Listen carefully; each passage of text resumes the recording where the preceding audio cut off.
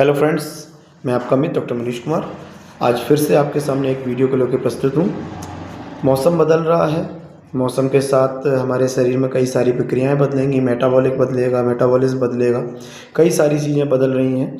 तो इस बदलते मौसम में हमें किस चीज़ का ज़्यादा ध्यान देना चाहिए? देखिए, आयुर्वेद में इस चीज़ को लेकर साफ वर्णित है। आयुर्वेद में एक शब्द कहा गया है ऋतु संधि। तो ऋतु संधि शब्द क्या है?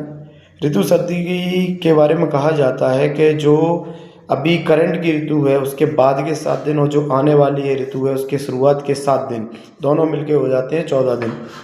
ये 14 दिन हमें अपना खान पान कैसे भी नहीं बदलना चाहिए, हमें मौसम के अनुसार ही चलना चाहिए, हमें अपना खान पान बिल्कुल हल्का सुपाच्य रखना चाहिए। आखिर ये चीज़ ज़रूरी क्यों है?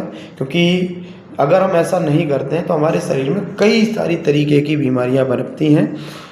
एग्जाम्पल के लिए बुखार, जुकाम, सर्दी, खांसी, ऐसी कई सारी बीमारियां पनपती हैं।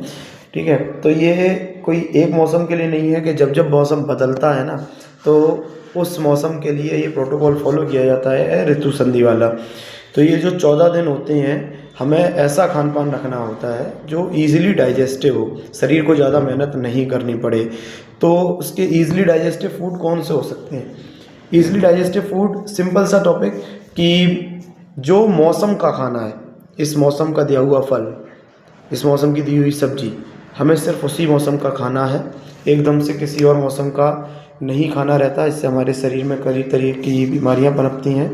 हमें इस चीज़ का ध्यान रखना चाहिए। आयुर्वेद में इस चीज़ में बिल्कुल साफ तौर पे इसका वर्णन है।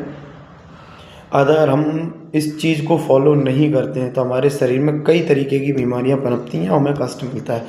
तो हमें ऋतु संधि का फॉलो करना चाहिए। बस जाने वाली ऋतु के 7 दिन, आने वाले ऋतु के 7 दिन, दोनों मिलकर 14 दिन हो गए। ये 14 दिन हमें बहुत ज़्यादा ध्यान देना चाहिए। व्रत कर्म करना बहुत अच्छा ऑप्शन है इसमें।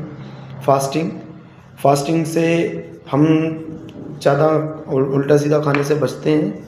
हम फल वगैरह ही खाते हैं या ऐसी सब्जी खाते हैं जो हम लोगों ने नियम बनाया हुआ है कि व्रत में ये चीज़ खा सकते हैं। वो ईज़िली डाइजेस्टिव होती है। सबसे अच्छी बात वो उसी मौसम का होता है। तो हमें इसी तरीके का खान पान पे ध्यान देना चाहिए।